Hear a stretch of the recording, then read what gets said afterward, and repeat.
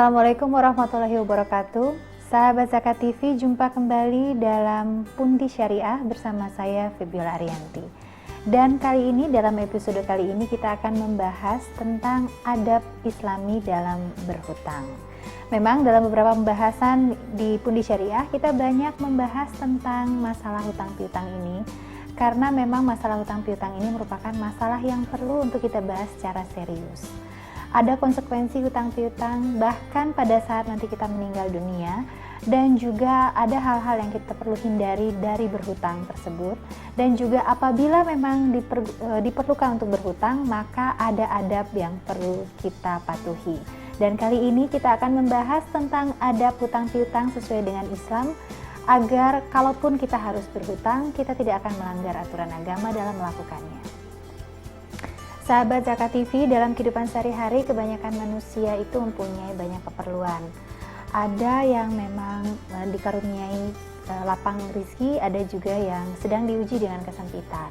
Ada yang membutuhkan dan ada yang dibutuhkan. Oleh karena itu, sejak lama sudah dikenal adanya hutang piutang dalam Islam. Akan tetapi kita juga sebagai seorang muslim yang ingin hidup sesuai dengan tuntunan agama, kita juga ingin tahu tentu saja bagaimana ada hutang piutang tersebut dalam Islam, sehingga kita bisa mengambil manfaat darinya dan juga menghindarkan bahaya hutang piutang tersebut. Dalam Islam, hutang piutang merupakan muamalah yang diperbolehkan. Sungguh pun diperbolehkan. Ada adab dan aturan yang kemudian membatasi bagaimana hutang piutang tersebut boleh dilakukan. Dan hal ini karena hutang piutang ini bisa mengantarkan seseorang ke surga, tapi juga bisa menjerumuskan ke neraka. Oleh karena itu perlu sekali kita memahami adab hutang piutang ini dalam Islam seperti apa. Karena memang hutang piutang merupakan aktivitas yang sudah sering dilakukan dalam masyarakat, misalnya antar teman, antar saudara, atau antar kerabat. Oleh karena itu, mari kita simak sekarang apa saja adab dari hutang piutang menurut Islam. Nah, sebelum kita membahas tentang adab, maka sekarang kita bahas dulu apa sih sebenarnya pengertian hutang piutang tersebut. Hutang piutang dalam bahasa Arab dikenal sebagai al-qard. Ya, jadi al-qard ini merupakan, sesuai bahasa, adalah berarti memotong. Jadi hutang ini merupakan harta yang diserahkan, merupakan bagian harta seseorang, diserahkan kepada orang lain dan memotong harta yang dimiliki oleh orang tersebut. Kemudian kalau secara syar'i, maka al-qard adalah menyerahkan harta atau uang sebagai bentuk kasih sayang kepada orang lain. Jadi menurut bahasanya, al-qard ini merupakan bentuk sebenarnya membantu, ada spirit membantu dalam hutang piutang tersebut. Jadi kalau kita simpulkan, hutang piutang merupakan sesuatu yang memberikan sesuatu. Jadi orang yang memberikan hutang adalah memberikan sesuatu yang menjadi hak milik pemberi pinjaman kepada peminjam dengan pengembalian di kemudian hari yang sesuai dengan perjanjian dengan jumlah yang sama. Dan di sini harus ada spirit kebaikan, spirit kasih sayang, dan spirit membantu. Jadi misalnya si peminjam diberi pinjaman 1 juta rupiah, maka di masa depan, di waktu yang diperjanjikan, pengembaliannya pun harus dengan jumlah yang sama. Nah, sekarang kalau kita lihat hukum hutang piutang pada dasarnya diperbolehkan ya, sahabat Zakat TV, seperti yang tadi sudah saya kemukakan dalam syariat Islam. Bahkan orang yang memberikan pinjaman kepada orang lain itu sangat disukai dan dianjurkan karena di dalamnya terdapat pahala yang besar. Nanti kita akan kupas lagi pahala yang besarnya itu letaknya ada di mana. Nah, adapun kalau misalnya kita bahas tentang dalil-dalil yang menunjukkan disyariatkannya hutang piutang dalam Al-Quran, kita bisa lihat di Quran surat Al-Baqarah ayat 245. Disebutkan di situ bahwa siapakah yang mau memberikan pinjaman kepada Allah, pinjaman yang baik, dalam kurung menafkahkan hartanya di jalan Allah, maka Allah akan melipat gandakan pembayaran kepadanya dengan lipat ganda yang banyak, dan Allah menyempitkan dan melapangkan rezeki, dan kepadanya lah kamu dikembalikan. Kemudian juga kita bisa membaca di hadis-hadis tentang adanya praktek hutang piutang di zaman Rasulullah, dan salah satunya adalah pada saat Rasulullah pernah meminjam unta kepada seorang laki-laki, dan kemudian pada saat dibawakan unta kepada beliau, beliau menyuruh seorang sahabatnya untuk mengembalikan unta tersebut yang beliau pinjam kepada orang yang meminjamkan. Pada saat itu ternyata unta yang dikembalikan itu umurnya jauh setahun lebih tua daripada unta yang dipinjam oleh Rasulullah. Tapi Rasulullah mengatakan bahwa bawalah unta ini kepada orang yang meminjamkan unta kepadaku dan bayarkanlah. Di sini terlihat bahwa Rasulullah mengembalikan dengan pinjaman, dengan pengembalian yang lebih baik daripada yang dipinjamkan. Jadi di sini bahwa kita lihat bahwa Rasulullah juga mencontohkan bagaimana adab mengembalikan hutang dengan baik. Pada saat orang meminjamkan hutang pada kita dengan baik, maka kita harus mengembalikannya pun dengan baik. Dan kemudian Rasulullah juga bersabda bahwa setiap muslim yang memberikan pinjaman kepada sesamanya 2 kali, maka dia itu seperti orang yang bersedekah 1 hari. Ya, jadi kemudian sekali lagi bahwa hukum berhutang atau meminta pinjaman itu diperbolehkan dan bukankah sesuatu yang dicela atau dibenci, karena Nabi pun pernah berhutang. Akan tetapi ada tuntunan-tuntunan dalam Islam bagaimana adab berhutang agar supaya hutang ini tidak menjerumuskan kita terhadap hal-hal yang tidak diinginkan. Nah, kemudian Rasulullah juga memperingatkan kita masalah bahayanya hutang piutang ini. Jadi di satu sisi memang diperbolehkan, adalah bentuk muamalah yang diperbolehkan, hutang piutang. Kemudian juga kita juga membaca riwayat bahwa Nabi juga pernah berhutang, tapi beliau mengembalikan hutangnya dengan cara yang sangat baik. Dan kemudian beliau juga memperingatkan kita tentang bahaya hutang. Jadi di salah satu hadisnya beliau mengatakan bahwa hutang itu merupakan hal yang dapat membahayakan akhlak, ya. Jadi sebagaimana Rasulullah bersabda bahwa sesungguhnya seseorang apabila berhutang maka dia sering berkata lantas berdusta dan berjanji lantas memungkiri. Ini hadis riwayat Bukhari. Jadi kita harus perhatikan di sini bahwa selain ada keleluasan untuk melakukan hutang piutang, juga ada peringatan untuk waspada terhadap bahaya hutang piutang dan efeknya terhadap diri kita. Jadi hutang piutang ini bukan hanya mempengaruhi keuangan, tapi juga bisa mempengaruhi karakter kita apabila kita tidak berhutang dengan adab yang baik. Lebih jauh lagi, Rasulullah pernah diriwayatkan menolak mensolatkan jenazah seseorang yang diketahui masih meninggalkan hutang dan tidak meninggalkan harta untuk membayarnya. Kemudian Rasulullah bersabda bahwa akan diampuni orang yang mati syahid semua dosanya kecuali hutangnya. Jadi kita melihat di sini keseriusan konsekuensi daripada hutang. Sayangnya dalam masyarakat kita yang merupakan masyarakat mayoritas muslim, kadang-kadang kita menganggap enteng ya permasalahan hutang piutang ini, dan banyak sekali yang kita lihat terjadi baik di antara kerabat, antara saudara, antar teman.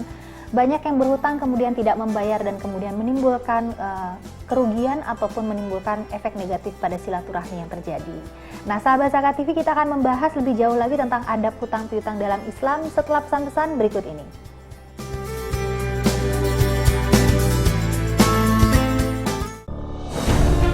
Ketika keindahan dunia merebak keselarasan, berbagi kemesraan. Ketika sejuta tangan merangkai kebahagiaan dalam kehidupan yang harmoni. Ketika zakat Anda wujudkan indahnya dunia.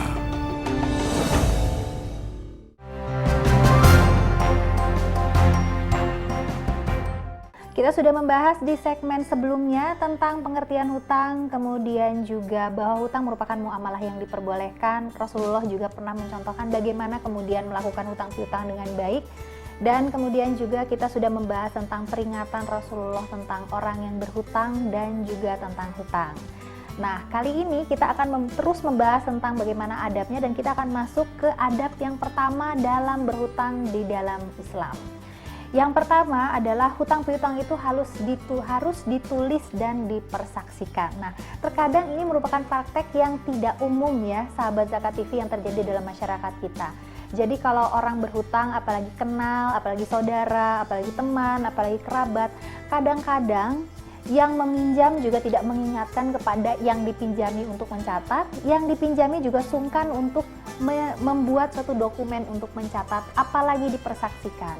Nah, yang terlihat adalah seringkali hutang ini menimbulkan banyak ekses negatif. Misalnya yang berhutang mengingkari adanya hutang tersebut karena memang tidak tercatat dan tidak ada hitam di atas putihnya.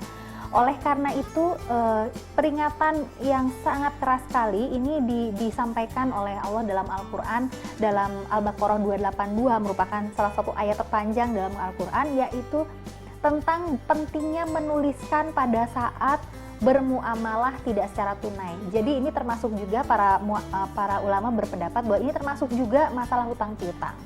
Dan kadang-kadang ini susah kita terapkan pada kehidupan sehari-hari, apalagi kalau misalnya dalam lingkungan keluarga.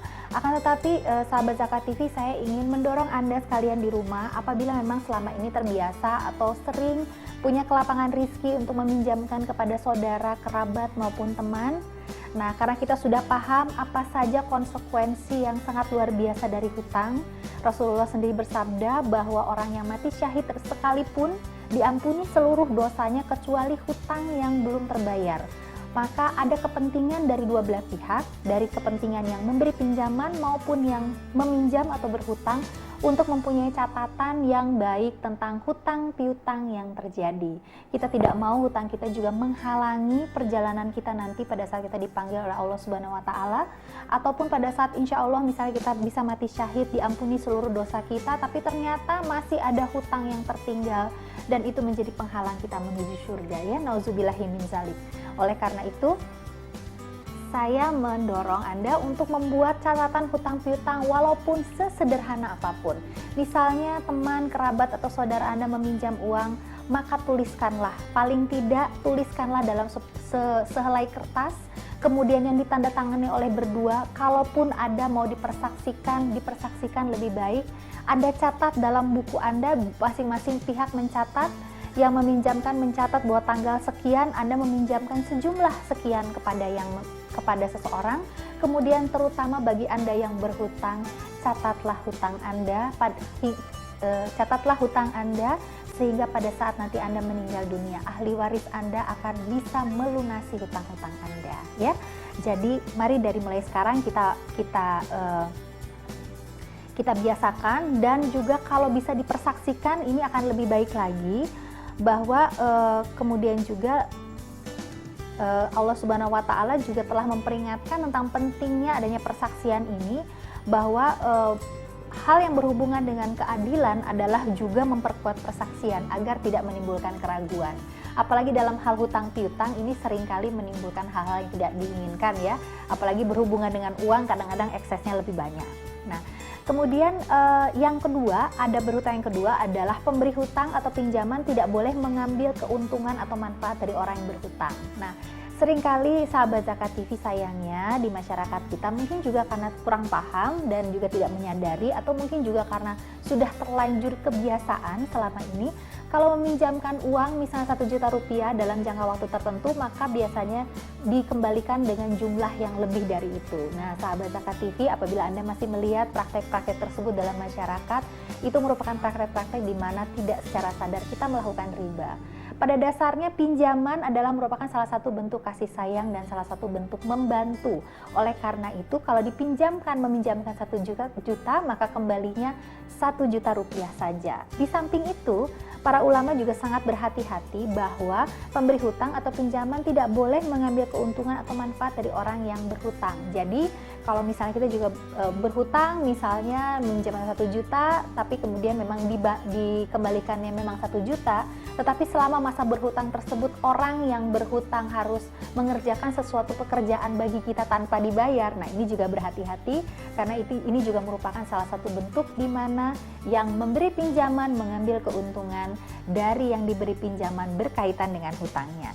Bagi yang meminjam pun, maka harus bisa membalas itu dengan kebaikan. Dalam arti, pada saat dia diperjanjikan untuk mengembalikan uangnya, maka berupayalah untuk mengembalikan itu dengan baik. Rasulullah berkata bahwa apabila seseorang mempunyai kemampuan untuk melunasi hutang, tapi dia tidak melunasinya, maka dia termasuk orang yang melakukan perbuatan yang zolim. Oleh karena itu, kebaikan harus datang dari dua belah pihak, dan karena itulah mengapa hal hutang piutang ini juga sangat diatur dalam agama Islam, karena berpotensi untuk menimbulkan ekses negatif. Tetapi apabila hutang piutang ini dilakukan dengan baik, maka ini merupakan salah satu bentuk kasih sayang, silaturahmi, dan juga bantuan antar sesama muslim.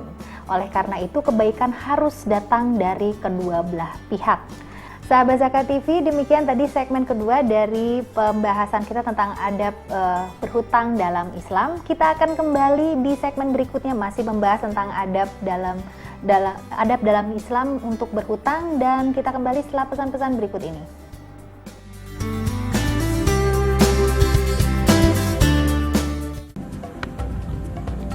Semangat kemenangan harus berasal dari sportivitas yang datang dari hati. Saya Bambang Pamungkas, saya zakat di Dompet Duafa. Keluarga adalah sumber inspirasi saya. Kehangatannya datang dari hati. Saya Inneke Koesherawati, saya zakat di Dompet Duafa. Berbagi memudahkan rezeki, karena datang dari hati. Saya Ipo Santosa, zakat di Dompet Duafa. Dompet Duafa.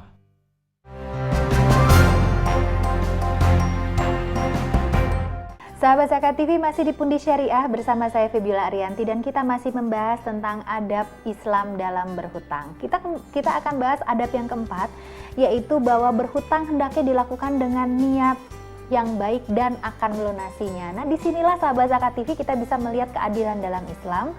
Pada saat seseorang memberikan hutang kepada orang lain, maka dia akan dicatat dengan sedekah yang bernilai dua kali lipat.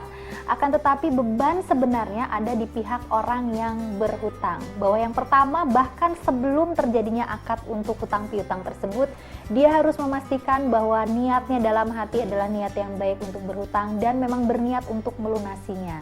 Nah, kadang-kadang sahabat Zakat TV, manusia tidak lepas dari kesalahan dan juga manusia tidak lepas dari khilaf.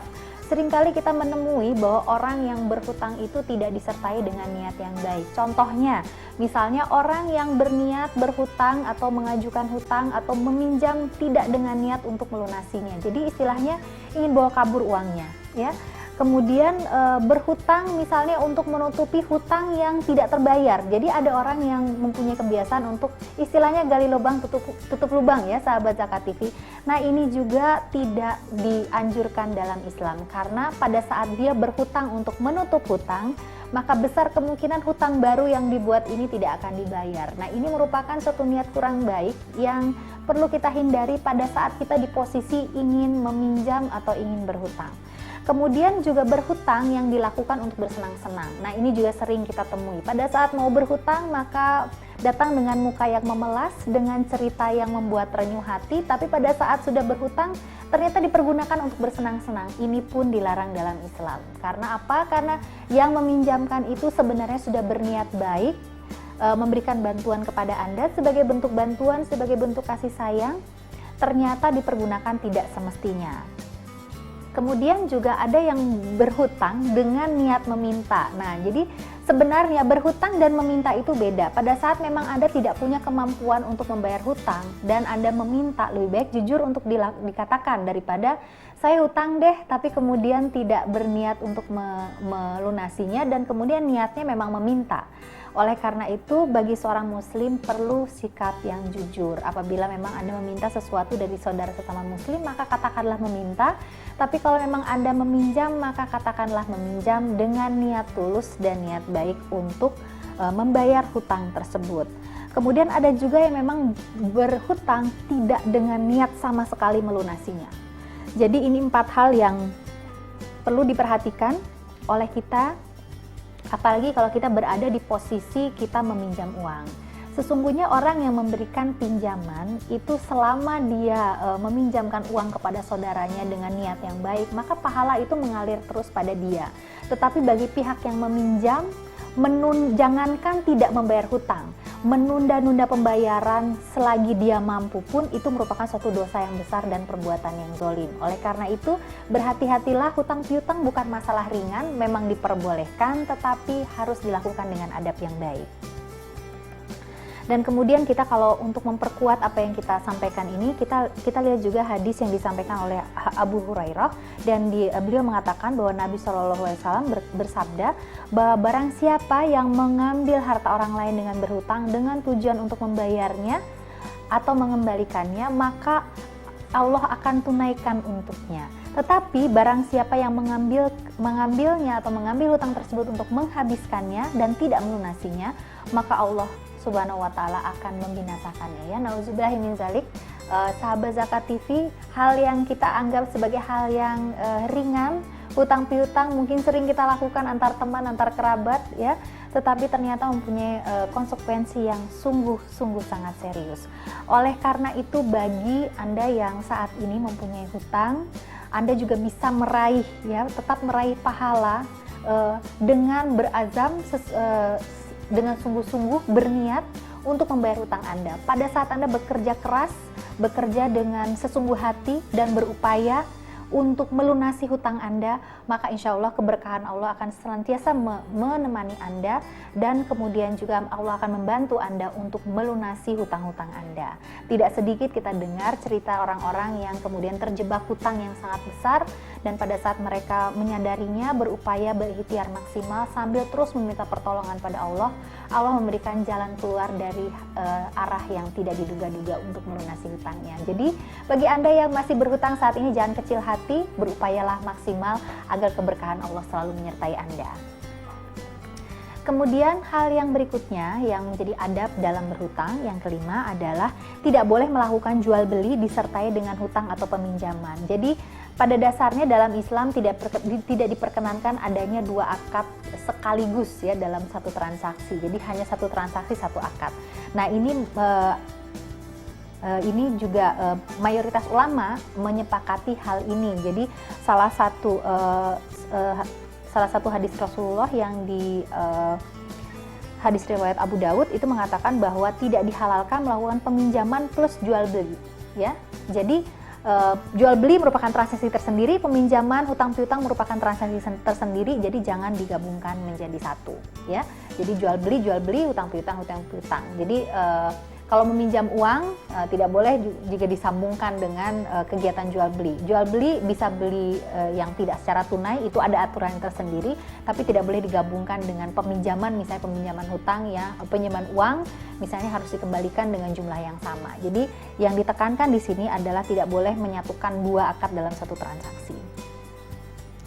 Kenapa hal ini dilarang? Karena agar transaksi pinjam-meminjam ini tidak dimanfaatkan untuk mengambil bunga yang diharamkan. Ya, jadi ini adalah suatu hal penjagaan dari adab berhutang dalam Islam, sehingga tidak dimanfaatkan untuk hal-hal yang tidak diizinkan oleh agama. Nah, kemudian yang keenam, seringkali kalau terjadi hutang piutang dan sudah disepakati waktu pelunasan hutangnya, mungkin pihak yang berhutang pada saat itu belum bisa melunasi hutangnya. Nah, apa yang harus dilakukan dan adab yang perlu dilakukan dalam hal ini? Maka jika terjadi keterlambatan karena kesulitan keuangan, ya, jadi pada saat misalnya pihak yang meminjam itu memang terdapat kesulitan keuangan yang tidak memungkinkan sama sekali dia untuk mengembalikan pinjamannya, maka dia wajib memberitahukan kepada orang yang memberikan pinjaman ya. Jadi jangan sampai lewat waktu tanpa kabar, kemudian yang meminjamkan juga sulit menagih. Pada saat ditagih ternyata yang pinjam jauh lebih marah daripada yang meminjamkan. Ini sering terjadi ya sahabat Zakat TV. Sering kayaknya kalau yang meminjam jauh lebih galak daripada yang meminjamkan ya. Dan pada saat menagih kayaknya yang berhutang lebih galak daripada yang punya uang.